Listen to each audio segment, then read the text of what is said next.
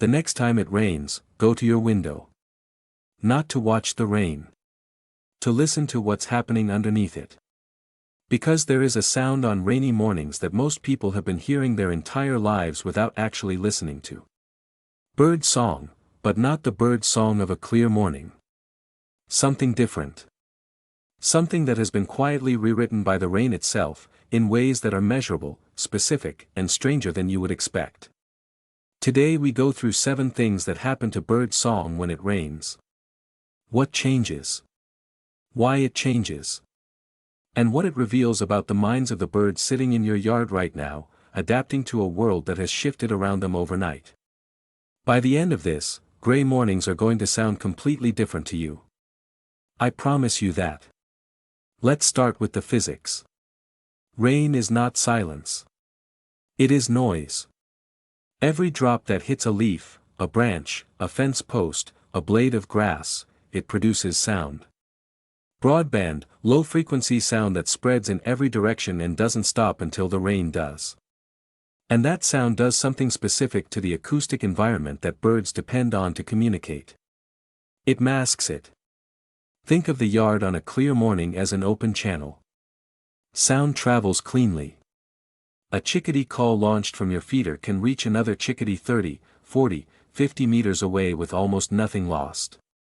The message arrives intact. The receiver hears exactly what was sent. Now add rain. That same call now has to compete with a constant wall of broadband noise. Low frequencies, the ones rain produces most, are exactly the frequencies that bird calls travel farthest in. Rain is not just background. It is interference, targeted precisely at the bandwidth birds use most. And here is what birds do about it. They don't stop singing. They rewrite the song.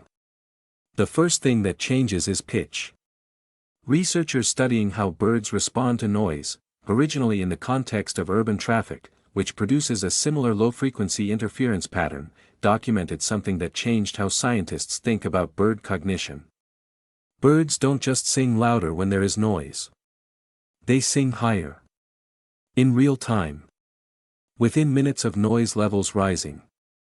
The great tit, a species closely related to your backyard chickadee, was one of the first documented cases. When background noise rose, their songs shifted upward in frequency. Not randomly. Precisely.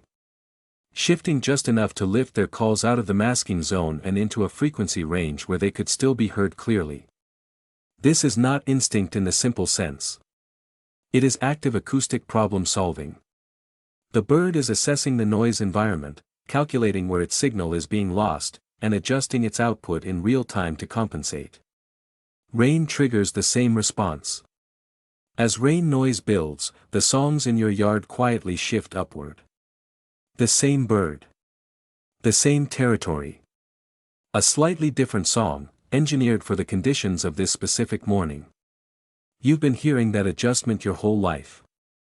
You just didn't know what you were hearing. The second thing that changes is timing. On clear mornings, bird song follows a pattern. Species take turns in a loose acoustic rotation, wrens here, robins there, sparrows threading through in the gaps. It is not random. It is a community managing a shared acoustic space, each species claiming a frequency band and a time window. Rain disrupts that arrangement. The noise floor rises. The gaps close. The careful spacing that worked in clear air no longer works in rain. So birds shift. Some species go quiet and wait.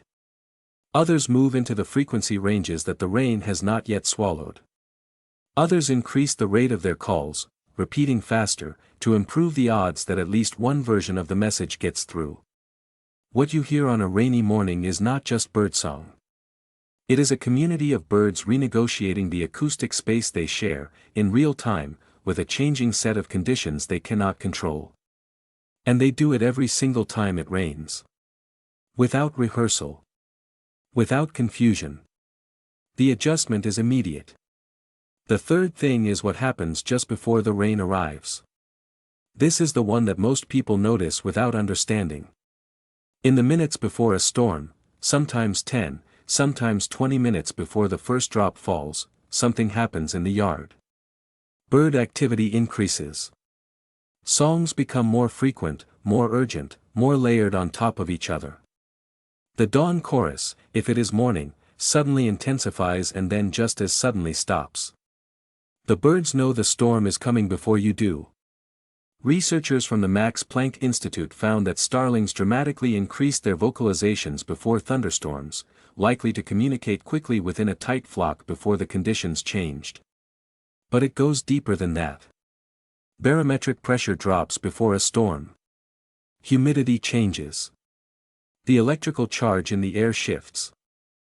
All of these alter how sound travels. Lower pressure can distort resonance, humidity can muffle or amplify tone. Birds feel these changes through sensory systems we are still working to fully understand. And their response, that surge of song before the silence, is a last transmission. A final broadcast before the channel goes down. Researchers think birds may sing before storms to reinforce territory before sheltering, attract a mate in a last-ditch courtship, warn flock mates of changes, or feed before rain drives insects underground. It may also serve as a collective signal, syncing the flock's final pre-storm movements. An audible consensus: now, move, hide, eat. The next time you hear that surge of song before a gray sky opens, you'll know what you're listening to. A community of birds doing everything they need to do before the world goes quiet. The fourth thing is something that took scientists decades to fully accept. Some birds have not just adapted their songs to rain in the moment. They have evolved entirely different songs for wet environments versus dry ones. Researchers studying the little greenbull, a small African songbird that lives across a range of habitats from dense rainforest to open forest edge, found something striking. Birds living in the rainforest sang at lower frequencies. Birds living in drier, more open habitats sang differently. And the difference wasn't learned. It was structural. Encoded in the song itself over generations of birds solving the same acoustic problem. In rainforests, males sing low-frequency notes that birds in drier ecotone forests do not use. In the ecotone, the frequency band of those low-pitched notes is masked by high environmental noise, but in the rainforest, those same frequencies face only low-amplitude interference. What that means is this. The song you hear from a bird adapted to wet, dense environments is not just a song. It is an engineering solution. Shaped by millions of years of rain, tested against every possible interference pattern that wet habitat produces, refined until it carries exactly as far as it needs to. Every rainy morning in your yard, you are hearing the living result of that process. A song built for exactly this weather. The fifth thing is quieter. And it is the one that changes how you hear a single bird most. On a rainy morning, many birds go silent. They shelter. They wait. The dawn chorus thins. The yard, which an hour ago was layered with overlapping calls, settles into something closer to stillness. And then, one voice. Species such as robins, cardinals, and wrens are frequently heard vocalizing during overcast, damp mornings. The robin in particular has a specific relationship with gray mornings. It is one of the few species that sings consistently through light rain, often alone, often from a single exposed perch. That lone robin voice on a gray morning carries differently than it does on a clear one. Not just acoustically, though it does travel differently in humid air. Differently in the way that a single voice in an empty room carries differently than the same voice in a crowd. The absence of competition is itself a kind of amplification. And what the robin is doing, holding its territory, broadcasting its presence, maintaining its claim on the acoustic space even when every other bird has gone quiet, is one of the clearest examples of what song actually is. Not performance. Not decoration. Commitment. A signal that says, I am still here. This is still mine. I am not done. That one voice in the rain is not lonely. It is resolute. The sixth thing is what rain does to the yard's entire sound world, and why that matters more than most people realize. Rain muffles sounds, wind forces louder calls, and temperature changes alter sound travel. Cold air carries calls farther than warm air does. On a rainy morning, the sonic landscape of your yard has been physically restructured. Hard surfaces that normally reflect sound are dampened. Leaves that rustle in dry wind now hang still and heavy. The ground absorbs rather than reflects. The yard that your birds have been navigating acoustically all season is, for the duration of the rain, a different place. And birds navigate it differently. Calls that worked at 30 meters now need to work at 20. Songs calibrated for open air now compete with the percussion of rain on leaves. The bird that spent weeks learning exactly how far its song carries, exactly where its territory boundary falls, is recalibrating in real time. This is not stress. This is competence. The capacity to assess a changed environment and adjust without losing the thread of what needs to be communicated. Every rainy morning your birds are doing that. Quietly. Precisely. Without you ever knowing it was happening. The seventh thing is the hardest to put into words. But it is the one that stays with people.